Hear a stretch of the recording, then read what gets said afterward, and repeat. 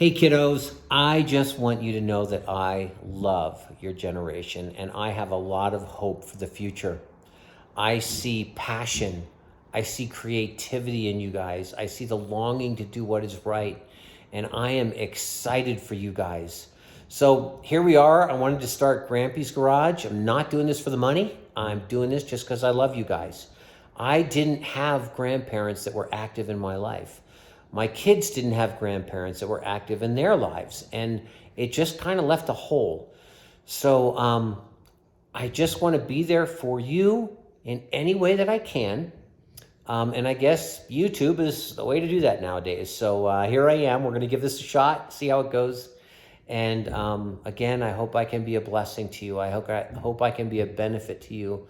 I hope I can be a grandparent of sorts any way that I can.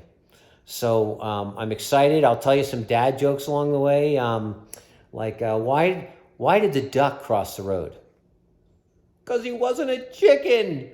So hopefully we can have some fun with stuff like that and just have a good time here. So hope you'll come back and love you guys. Have a great day. We'll talk more soon.